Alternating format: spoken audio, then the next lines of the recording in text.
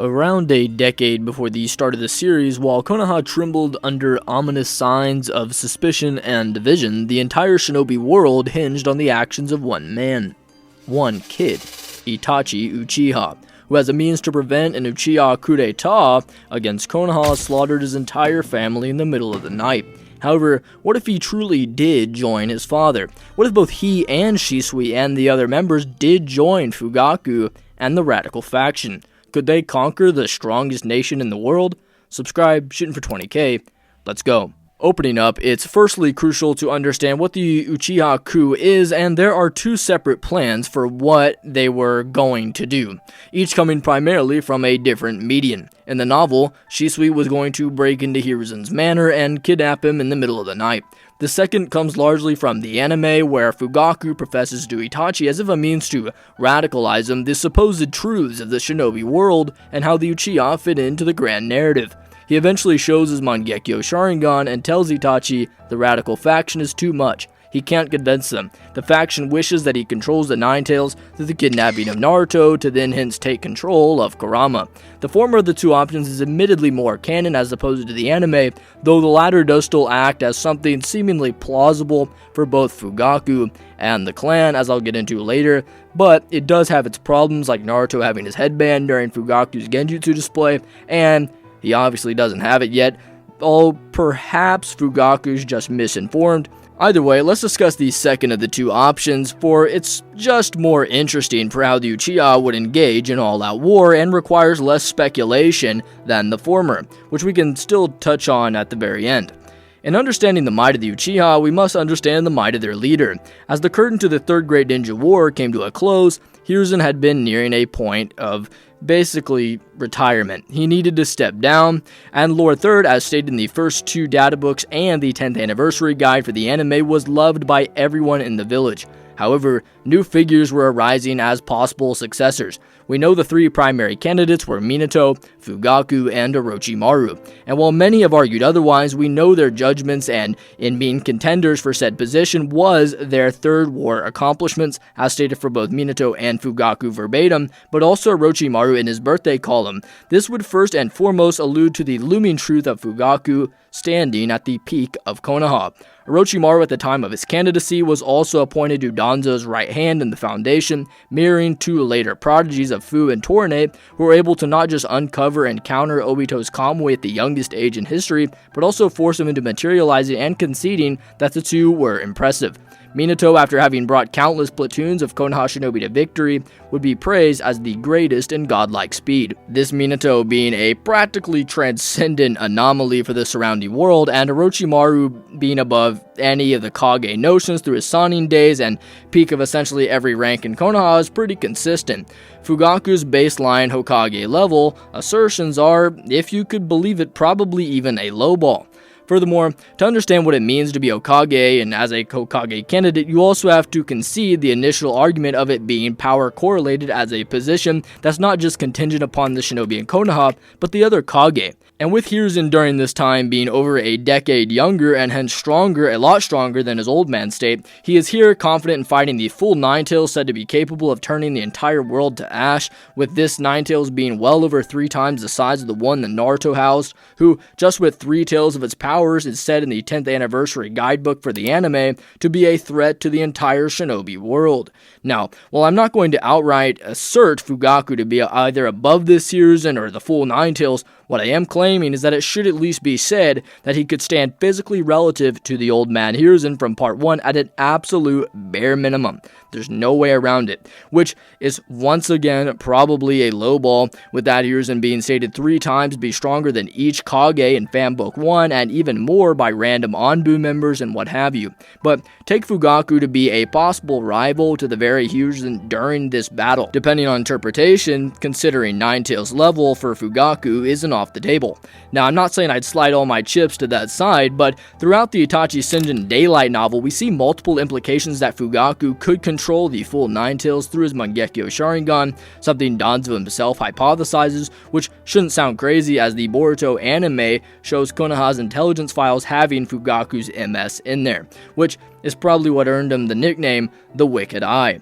This could perhaps look crazy at first glance, however, further consider that he stands at the peak of, as Databook 2 states, elite operatives who are responsible for maintaining order 24 hours a day, which is backed up by the wall of praises in the third anime profile guides that states that they are the reason for Konoha's safety and that their peace is owed to the efforts of the Uchiha clan, and we'll get into this a bit later, as it even further calls them the strongest clan in the entire village, and thus, if Fugaku is the strongest man in the strongest clan, he's basically above all of Konoha, and should arguably be one of the most powerful combatants on the entire Uchiha side. Far later, to further these notions, after having began brutalizing the kindness in his heart with a cold rush, the Mangekyo Sharingan, Itachi believes his clan is repressing his abilities. It's pathetic, he explains. As guidebooks say, the men were grossly intoxicated by their pride of being Uchiha. However, as his vision dies red, he launches a sobering kick at Yashiro's throat, completely beating up the bystanding members, with these same 3 members standing by Fugaku during the Nine-Tails attack, while being said to be the best and brightest of the entire Uchiha clan in the prior novel, where now Fugaku steps in with a voice and aura so stern that even Itachi listens.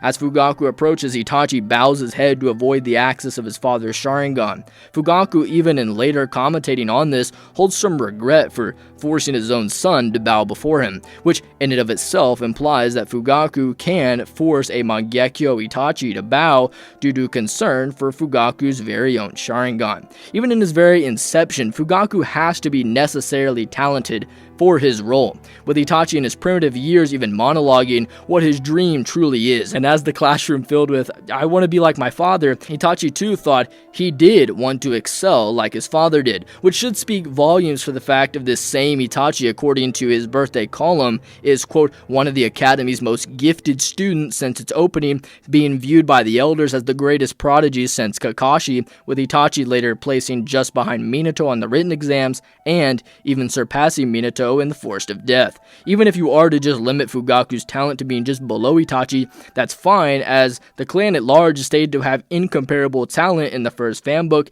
and even being Konoha's best at that. And, we get that, but why does Itachi bow to Fugaku out of seemingly fear? Well, it depends. Within that very novel sequence, Itachi even considers wanting more than just, to be like his father, and seemingly skips over the concept of any Anbu position, or leader of the Anbu, or Hokage, but rather goes straight to the strongest shinobi ever, possibly implying that Fugaku, in the eyes of the Itachi, is the peak of what's reasonably within reach, whereas to go beyond that, to a significant degree, is to be the strongest ever. However, this is a bit of charity overload for Fugaku. However, perhaps it's not actually inconsistent if you're willing to bend your canonicity to the anime, which also made notes of Fugaku's MS being able to control Kurama. But to wrap this back around, as Itachi drips the blood off his blades and his shoes hit the pavement, his father is standing there in the streets, staring deep into Itachi with his Sharingan, engaging him. Itachi too activates the Sharingan. Fugaku's clone poofs and Itachi wipes his face, stating, "Father is going to be the worst possible enemy for me. It's going to be a battle of the Mangekyo Sharingan." And while many will immediately pivot this, as I've done in the past, to simply a mental recognition of not wanting to, fight his dear father, that really only makes complete context if you isolate the first line only, because Itachi's beliefs of it being a battle of the Mangekyo is simply true, and nobody else he knows of would be giving him that aspect of the fight, hence making Fugaku the worst possible enemy. So, for Itachi bowing to his father's MS, or viewing him as the worst conceivable enemy, is actually pretty consistent when accounting for the other, and the possibility of Fugaku being the peak shinobi in a young Itachi's mind, which only makes sense with his Hokage candidacy and more implicit notions like controlling the Nine-Tails, which doesn't just place Fugaku next to the strongest Uchiha to ever live in both Madara and Obito, but also grants a very special power placing that being a higher level threat to the shinobi world, with Minato himself, for example, believing that he was fighting Madara when battling Obito due to first and foremost his ability to control the Nine-Tails.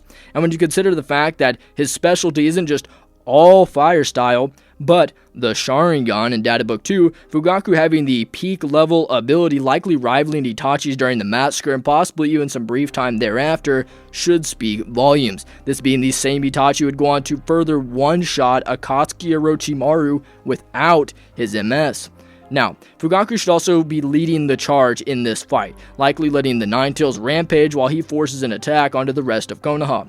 Meanwhile, on the Allied front, the primary forces to be leading the attack are two characters. The first and absolute foremost would be Hiruzen, who, while yes, is older than his previous self, which was confident taking on the full Ninetales alone, we can't really make a complete measurement for how much he's deteriorated by this point, as his age is also consistently measured through his wrinkles. For example, right, in part 1 he has 4 to 5 wrinkles, during the Ninetales attack he has 2, which Viz itself actually corrects when it was originally 3, and for the Uchiha massacre in the 220-400 and 580 flashbacks, he has 3 wrinkles. So this here, I think it's safe to say he's deteriorated somewhat, but likely more in a stamina category as opposed to really anything else.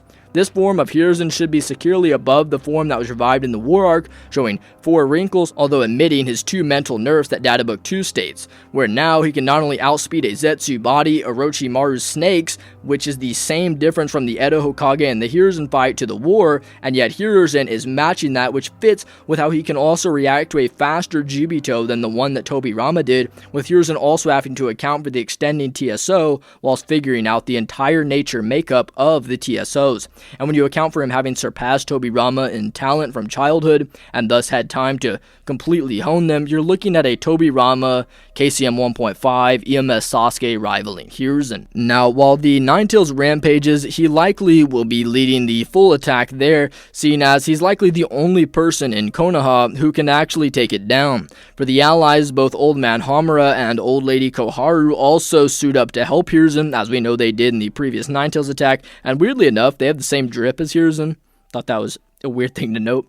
And the other primary forces for Konoha would be Anbu Kakashi, a young might guy, Kurenai, Asuma, and with the brunt of the clans like the Akamichi and Aburame clan, which are both considered elite alongside the Hyuga and Fanbook 1, which hails them as a bloodline, quote, coming from the greatest taijutsu ability in the village, with some of the Aburame members like Suguru, who's currently the right hand of Danzo in the Foundation, being pretty impressive, capable of actually using a paralytic poison on Shisui of all people. In the aforementioned fanbook, the Aburame is also, quote, an uncanny family known for harboring countless insects inside their body. They leave most of the fighting to these insects, and their clan phrase is actually that they never hold back their power. Not ever. Which could show a possible problem for the Uchiha in terms of sheer background fighters, in terms of strategy. The Aburame are also a group of skilled Renaissance and informant gathering sort of, clan and whatnot. So perhaps this clan in particular could play a more supportive role in trying to relay where the troops should best be sent to. Shisui, he also, along with Itachi, will also have to be taking on any of these elite fighters like Suguru, Kakashi, or Might Guy.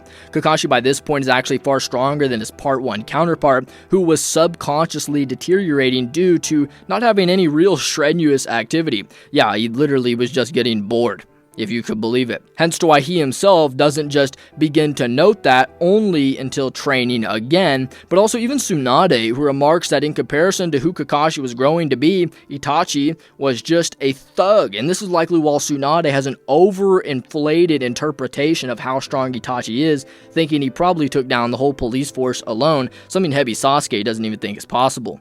Kakashi remarks of Part 1 Itachi not having begun to show his true strength, which would have necessarily have to be of an Itachi that Kakashi can accurately account for, that being just Anbu Itachi, though likely more since he's probably taking into account the notion of Itachi having slaughtered the clan alone, as we mentioned. The first fanbook makes the note we essentially all already know.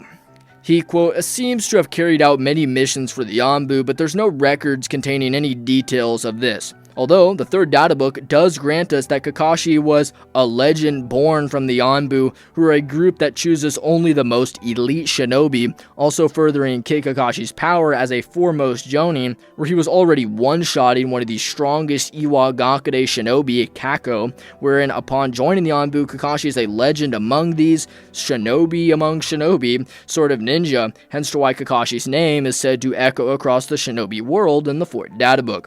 Now, whilst he was captain of the Anbu, we do know that he could also scale above a Mukai Kohinata, who was formerly a Jonin and Anbu directly assigned to Lord Third, likely due to his skill, and having been an off-branch member of the Hyuga, hence why he has, 1 Byakugan, Gentle Fist, the 8 Trigrams, and 64 Palms made available to him.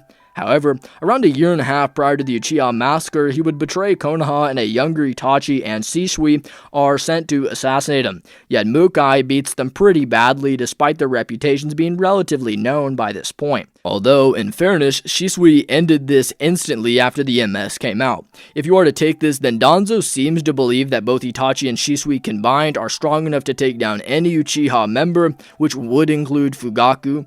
However, I would argue for some skepticism to be given here, given the notions of Itachi being forced to bow to his father, calling him the worst possible enemy, despite he himself also being stronger at that point, which could be gathered in multiple different manners, all of which come from obtaining the MS, which the first of which is from Itachi's very own mind, wherein as his friend was ready to end his own life, quote, he felt something hot in his eyes.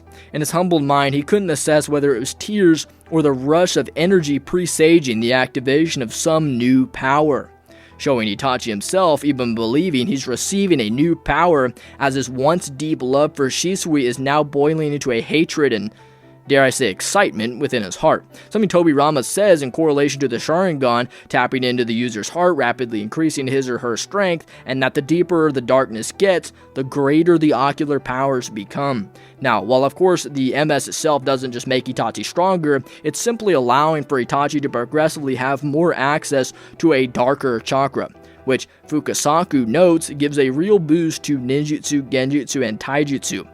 Sasuke is far and wide the best example of this, and Data Book 3 we see that he is surely bound to grow now that he has awakened the Mangekyo Sharingan, despite this also accounting for the same previous growth between his kid state and his curse mark heavy state. So yeah, Itachi should be some degree stronger, and thus while I don't think it's unfair to say Kakashi's close to Fugaku, arguing he's way above anybody or, just off these two Uchiha is probably a bit harder to argue for. However, before getting into the conclusions of the primary fights, let's note a problem that both Konoha and the Uchiha have. That being that both are overwhelmed in some degree, and it's almost a matter of who can beat their time crunch. What do I mean?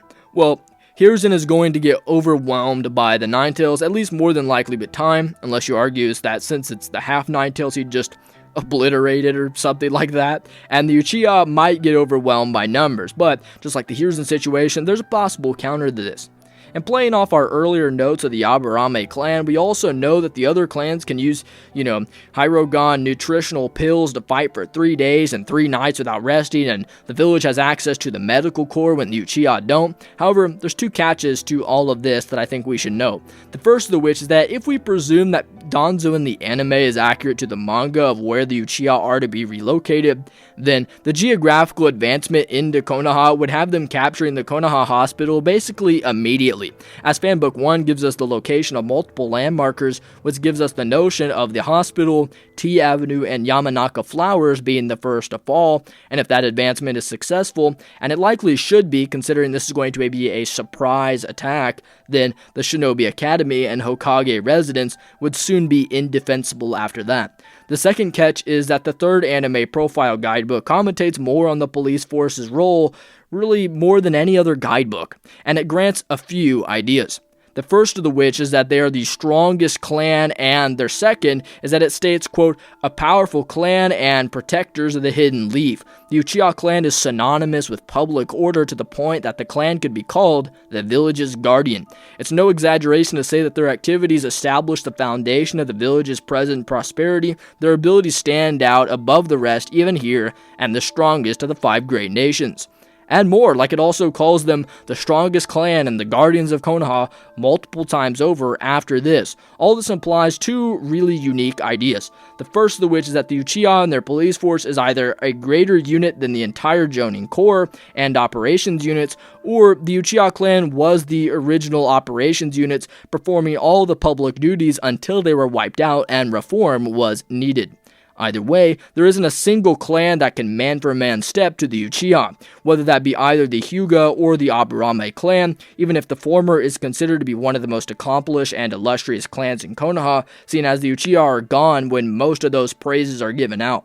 As for numbers, we can count the deployed Jonin for each major attack, and note that during Konoha Crush itself, there's around 30 Green Jacket plus Anbu Shinobi. These include clan heads, Kakashi, Guy, Asuma, and later Jiraiya, and there's around 20 figures at the funeral, though this might not even be Shinobi, much less high-ranking ones. We do know out of the 30-something that there is somewhere between 12 and 17 Jonin if you just count how many appeared before Lord Third to discuss Orochimaru, and a little further back for the Chunin exams. Pain's assault gets pretty monstrous with around 87 Green Jacket and allied Anbu fighting against Pain, with around 25 of those being Foundation and around a dozen Anbu. Now, counting the pure Green Jacket Shinobi is a bit confusing because many of these are drawn identical, and it's kind of hard to give an estimate if some of these are duplicates and whatnot, but it's almost even harder to give a percent of how many of those are Jonin or really high level, as several of those aforementioned Shinobi were just leading children to safety and evacuating civilians, not even really fighting. The Nine-Tails attack is lastly the most ambiguous because there virtually isn't any Uchiha, and there's roughly 53 Green Jacket Shinobi and allied Anbu forces, meaning that we can gather that at the absolute most, there's 87 Shinobi of relevance, with around 30 being the lowest, and 53 at a solid middle ground, which should also be consistent for fighting forces that aren't evacuating civilians. On the contrary, for the Uchiha, Obito shows us 14 Green Jacket Uchiha in the manga, with the anime showing 15 Green Jacket Uchiha, though implying more behind the text bubble, with the Storm Generations showing us actually around 22 Green Jacket Shinobi. However, this isn't actually anything to actually scoff at least even in terms of just the manga alone, as Obito took the Sharingan from the massacre and had a literal collection. Even if we presume he only took 3 Tomoe Sharingan, the manga shows 104 eyeballs and thus 52 3 Tomoe Sharingan wielding Shinobi, and the anime shows 152 eyeballs and thus 76 Shinobi, which isn't even accounting for non-Sharingan Uchiha and probably 1 to 2 Tomoe Sharingan Uchiha, meaning that to sum it up, even if you admit the Uchiha possibly having the numbers advantage, if you could believe it, the Uchiha have less numbers than the rest of the village but aren't proportionally inferior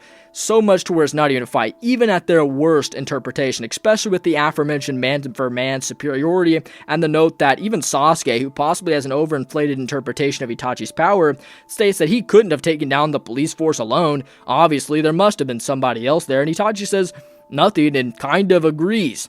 So, Hiruzen can't fight Kurama for too long, and the Uchiha might not have the numbers advantage, but I actually do subscribe to Hiruzen likely being able to beat the Nine-Tails at this point, and the Uchiha are just man-for-man superior. Either way, take it as you will, because the main meat is how the top Shinobi are going to fight. That being Fugaku, Itachi, Shisui, and perhaps others like Yashiro and Inabi for the Uchiha side, and Hiruzen, Kakashi, Guy, Asuma, and others like Kurenai and the clan heads being included for Konoha. So, just how would a fight between Fugaku, Shisui, and Itachi versus Kakashi, Guy, and Asuma actually go? Well, pretty bad as a matter of fact, as we might even have Fugaku going with the Nine-Tails, and if so, Hiruzen's dead. And he might even realize that, so let's just presume Fugaku is either off killing others, taking more of the numbers out of the fight, or joining Kurama to fight Hiruzen. In the meanwhile, Shisui should have absolutely no restraint, and in fact would have an incentive to use his Kotoamatsukami for this fight to keep as many Uchiha alive as possible. For the limited gain cutscenes that were approved by Kishimoto, Shisui seems to believe that he could genjutsu the entire clan, and thus if he can mass genjutsu all the Leaf's top shinobi, then it's done, but for the sake of argument, that's probably a bit boring of a conclusion, so we could just say that he could focus on maybe controlling elders and try to get them to surrender, but if he gets Kakashi out of the fight, then the Uchiha might just win. Yes, Kakashi is actually that crucial here, if you could believe it. Countless shinobi, disregarding any time period or region, use body flicker. However, Shisui is especially skilled at this art, so much that Yashiro himself even praises Shisui as one of the best at it, which comes from really his reputation, and it's actually quite impressive for him not having participated in a war, which is when nicknames like this circulate, for Sasori, Fugaku, Minato, Sakumo, the Sani, you get it, right, etc. Yet Shisui could do it without such a degree, where even Kumo Gakude's perfect Jinchuriki 8 Tails Killer Bee recognizes Shisui as the strongest Uchiha out of all the Uchiha who are capable of utilizing Genjutsu. Furthermore, even Kirigakude's elite Muzukage guard, Ao, still clearly recognizes Shisui's ability over 10 years after their wartime encounter, remarking notable fear for Shisui and his top-notch Genjutsu, the Kotoamatsukami, which gained him equal renown to his body flicker according to his birthday column, pressing fear into not just the enemy nations but the village higher-ups as well, ultimately allowing for not just a level of fear to develop, but also what would only be described as Shisui being a rising star capable of fulfilling the gap in military loss left by Minato, the 4th Hokage, and all 3 Sannin. Yes, I'm not joking. One thing you could also do in the Fugaku section is play off their fireball sizes for the top 3 of the clan, being Fugaku, Shisui, and Itachi, and this actually fits with Shisui's being capable of not just matching Fugaku's and being above Itachi's, but also stopping multiple water-style users at the same time, similarly to literally Madara Uchiha himself in the war. Shisui's MS, however, is much more monstrous and is called the strongest Genjutsu even by characters like a much older Itachi, who still wields the Tsukiyomi, a Genjutsu that's a far cry beyond Kage Summit Sasuke, with it literally manipulating the laws of an illusionary universe, with that same Sasuke only surpassing Itachi with the EMS, and only then having equal Genjutsu ability. Fugaku, despite his high level, is implied to be inferior to Itachi in kunai throwing by Kid Sasuke, and Itachi concedes that Shisui is outright superior to him at shuriken throwing by quite a bit. Therefore, the conclusion could be said that Shisui in some regard with his MS might even be a greater threat than Fugaku, if you could believe it, and thus he might be the strongest on the Uchiha side. You can even argue that, to further the Kage Summit notions, Shisui's combat speed can actually blitz Danzo's perception even while Shisui's poisoned, with that same Danzo having no trouble ever perceiving either Sasuke or his Susanoo. With that same Danzo having no trouble ever perceiving either Sasuke or his Susanoo. Something that Shisui might also have, seen as the manga makes no note of it, yet Kishimoto drew his lance as his preferred weapon in the Naruto 99 artwork and the Revolution cutscenes in their concepts. But we don't really know what it does, to be quite frank. I mean, it can like fire out like countless Susanoo, Senbon, and it has a lance. So if you're willing to account for this, then his MS, I'm not really sure what we can say that Kakashi is going to do against the Susanoo and Kotoamatsukami, unless we place ourselves under the interpretation that Kakashi only surpasses his Anbu self when reunited with his father and thereafter, and in that case, you're looking at a Kakashi who's called a peerless shinobi already, in the running for Hokage. I mean, he's taking on 4 V2 Jinchuriki at the same time. Hey, look, okay, if you want to learn more about Kakashi, check out my Kakashi video, but here, I think saying that Itachi and Shisui are going to overwhelm both he and Guy is pretty consistent. I want to avoid downplaying Guy, as Fanbook 1 does note in a Q&A section for Kishimoto concerning Guy and Kakashi's rivalry that the question being, why did Kakashi and Guy become rivals? With the answer being completely cool-headed Kakashi and ridiculously hot-blooded Guy. Both are highly skilled, and since the two of them were the same age and grew up in the same village, well, collisions were inevitable. By the way, Guy's record of 30 wins and 0 losses supposedly includes rock, paper, scissors matches from their childhood. LOL. Which still seemingly implies that perhaps Guy is relative to an Anbu Kakashi, which is something that Guy implies during the Nine Tails attack, stating that Kakashi calls himself Guy's rival. But again, does Kakashi even say that? I don't know. Regardless, can Kakashi and Co. pull off a win? Probably not, unless more reinforcements like Hiruzen manage to arrive. Meanwhile, on the Ninetales front, Hiruzen is arguably a relative to possibly superior fighter to Fugaku as we highlighted earlier, but the Ninetales is still a problem. I don't think he can get around, just stylistically speaking, the Ninetales. Even if he's outright stronger or could beat up on it, dodge its attacks or anything like that, can he outdo the Bijou bombs? Does he have any way to deal with them? And that's a pretty devastating loss for the village. And if you're going to talk about which side would surrender, then if Kurama starts nuking the village, then, what choice does Hiruzen and the elders actually have? I mean, Minato, in doing so, is literally warping space, using jutsu that transcend concepts like space and distance just to teleport the bombs away, and Kurama fires these pretty willy-nilly, and I'm gonna be real here. While Hiruzen may have over 1,000 genjutsu and every jutsu in the leaf, we've never seen him use anything that could divert it, unless you say he just whacks Kurama on the head really hard and diverts the aim of it, but come on, man. All in all, the conclusion to this fight is exactly what the manga has told us before. If the shinobi the caliber of the Uchiha were to revolt, both Konoha and the Land of Fire would be shaken tremendously, and other nations would take advantage of it. It could easily be the trigger for the Fourth Great Shinobi War, with Obito's descriptions showing the entire academy and surrounding area like the Hokage Manor and whatnot burning down and collapsing in front of the defiled Hokage monument. However, for my verdict, for all who are really dying to know what I actually think about who would win, I think the Uchiha win this fight, albeit barely. I supposedly could briefly touch on the first scenario listed at the start of the video if Shisui were to kidnap Hiruzen. I think it'd be more of a let's cut a deal for our persecution, or perhaps they might fight, and if so, then it's the same thing. Hiruzen's out of the fight, and Fugaku could even just join Itachi and the others, so it's a pretty similar conclusion, but I would also say it's very likely that it goes political as opposed to an outright war like this, but yeah. What did you guys think? If you guys enjoyed, then please like the video, maybe hype it up, or if you made it this far, then come on, subscribe if you're not already. It'd be greatly appreciated, and let me know if you want more what-ifs like this that actually could have happened in the series. But more importantly, may God bless you all. Love you guys.